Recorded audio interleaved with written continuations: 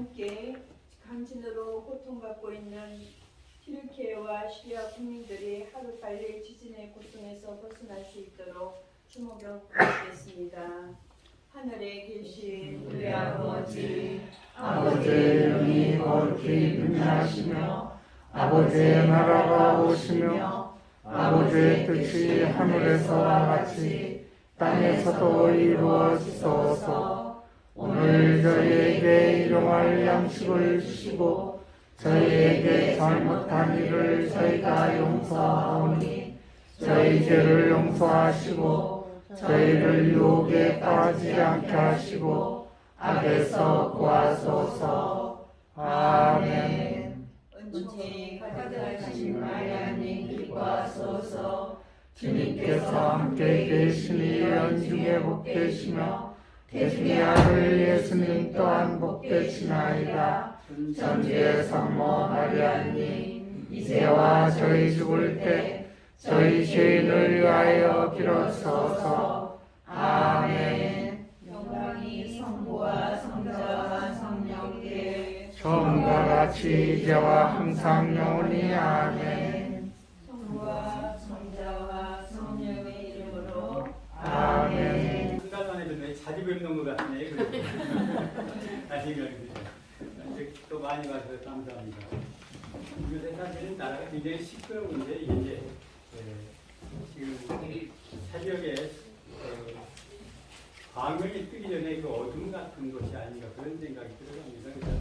그래서 어제 내가 여러분들 보겠지만 이재명 그 대표가 검찰청장을 발표한 그 발표는 그 모습은 아주 도끼가 서려있고 뭔가 마지막으로 하는 그런 모습이 이렇습니다. 전부 자기는 뭐 대한민국을 지키기 위한 투사고 윤 대통령이나 윤 대통령 독재고 검찰 독재를 자기가 희생지물로 가고 있다 이렇게 자기를 쉽게 얘기하면 하나의 피해자로 이렇게 금감을 쓰고 국민들의 공동으로 그렇게 얘기했고 그렇게 얘기하고 있는데 그게 지금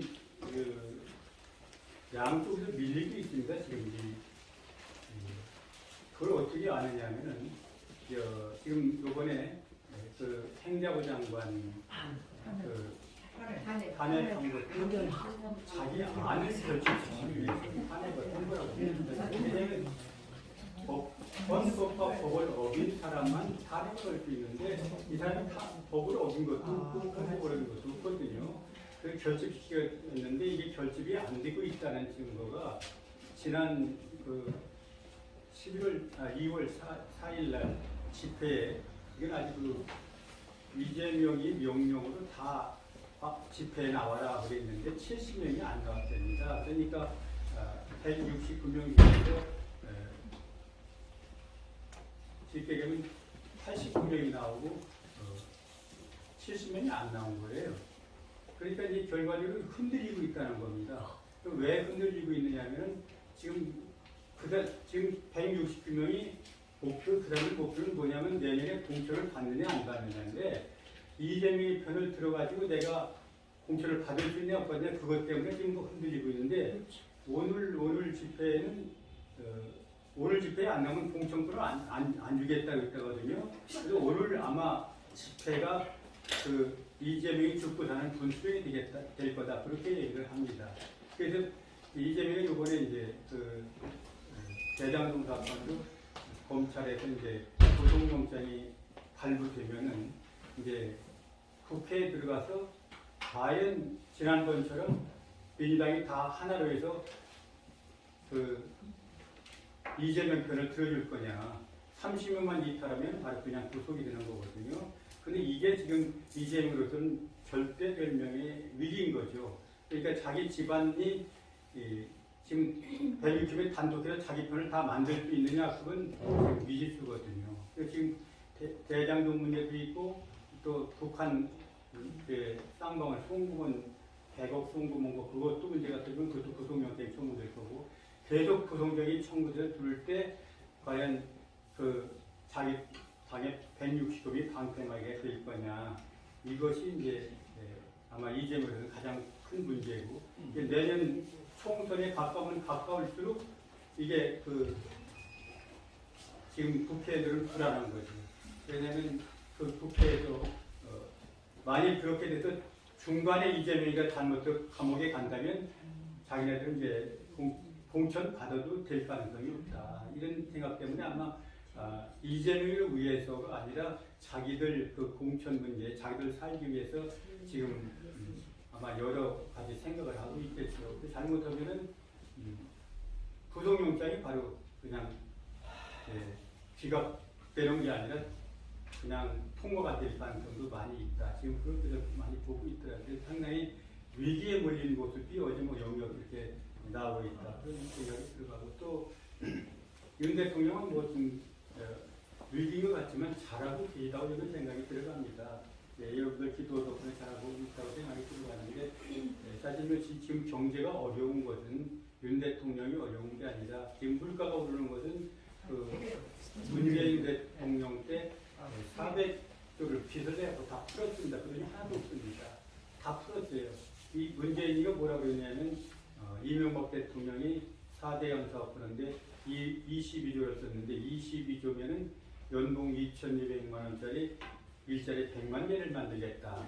그렇게 하면서 그 볼을 다 털어. 그러니까 위처럼 시키라고 볼을 4개가 텄죠. 그런데 그것은 바로 21년 그대로 4대강에 남아있는데 문재인이가 420조 받았으면 돈이 하나도 없습니다. 아무것도 흔적이 하나 있어요.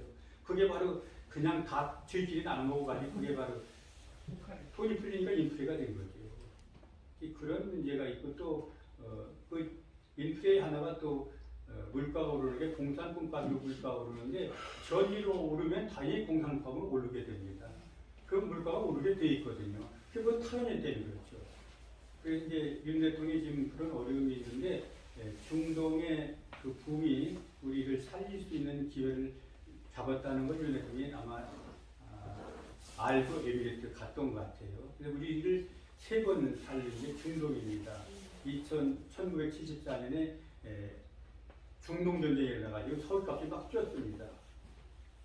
6달러 하던 원유값이 30달러, 40달러, 10배 이렇게 뜨니까 한국에서는 그냥 속수무책이죠. 그러니까 그때 쓰러질 것 같은데 그때 이제 박 대통령의 지혜로 우리가 중동의 오일머니를 이렇게 끌어올 수 있느냐 그랬더니 정중에 지가 가보겠습니다. 그리고 가서 싼 공사 비싸게 뭐 그런데 자기는 싸게 넣어가지고 현대 가가지고 거기서 현대가들 붐을 일으켜가지고 그때 외환위기로 완전히 그냥 현재 오일 위기를 넘어갔었습니다.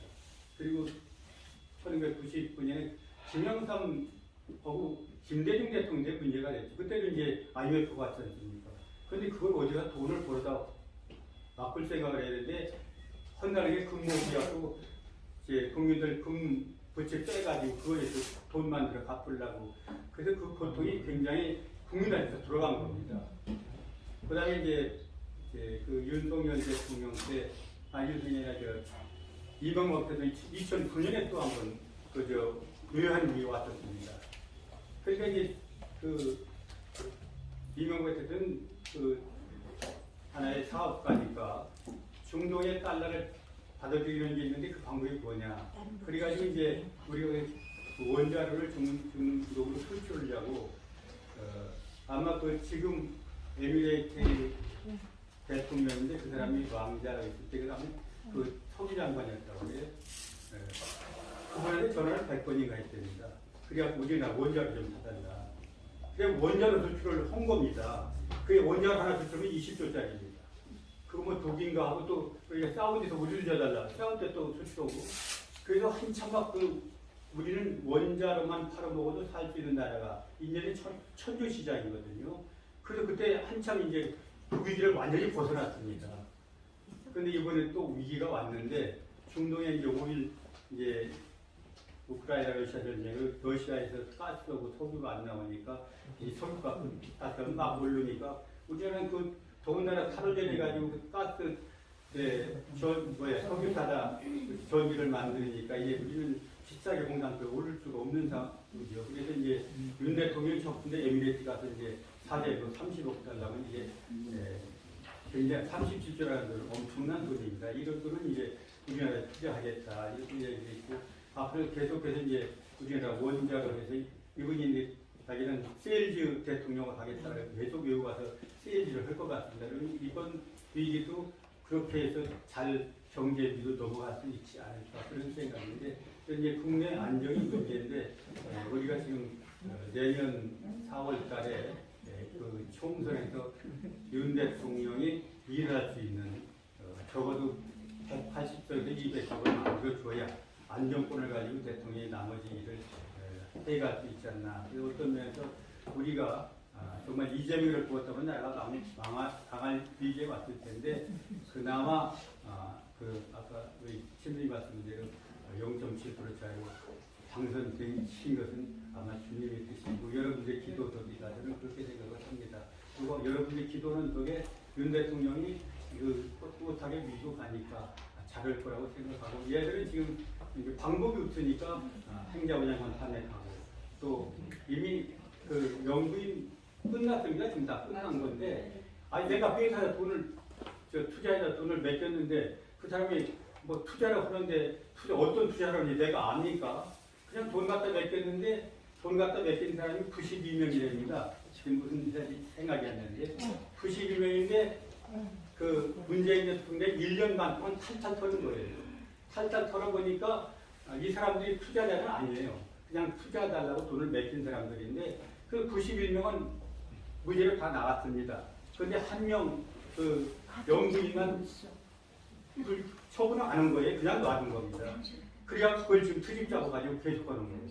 이미 그때 작년에 이미 문재인 정권에서 다 91명 불기소 적어놓고 같이 불기소 해야 되는데 이제 지금까지 밀고 나왔던 겁니다. 이제 그런 상황이다 말씀드리고 또 대표님이 말씀드렸죠. 대표님이 지금 우리가 그 직무정지가 적용을 했는데 이게 2월 8일 날 갔더니 사람들이 저사조치표에서 안 나왔어요. 또 뭐 28일인가 23일로 하기로 했는데 그때는 또 저쪽에서 또 못 나온다고 그랬고 3월 8일 날 이제 마지막 신문을 하면 3월 달 중에는 이게 아마 직무정지 가처분이 받아들일 겁니다. 받아들임과 동시에 변호사를 우리가 대리인을 선정해달라고 했어요. 변호사가 들으면 바로 전 운용위에 소집해가지고 삼지집행부를 구성할 겁니다. 그럼 저 사람들 삼지집행 운영위원들이 지금 10명도 안 되는데 저 사람들이죠. 이게 그러니까 이제 전부 그냥 똑같아요. 저 이재명이 하는 짓하고 지금 저쪽 편 하는 짓까지 똑같습니다. 거짓말하고. 요번에도 그 저들이 그냥 거짓말해서 그 삼지집행부를 구성해놓고 내가 보니까 어제 한 말 오늘 한 말 다 다르게 써냈습니다. 그러니까 걔들은 천방지축입니다. 하는 걸 보면은. 그게 거짓말하다 보니까 그게 납치가 안 나고 둘째 계속 나는 겁니다. 그러니까 이게 뭐 3월이면 끝나지 않을까. 4월, 적어도 4월 안에는 마무리가 될 것 같다. 그런 말씀을 드리고요. 요새 저한테 많이 천비교 수녀님신을 말씀드리는 게 이재명이 마지막으로 이용하려고 그러는데 여러분 잘 아는 이태원 참사를 이용해서 세월호처럼 이용하려고 해놓은 거거든요.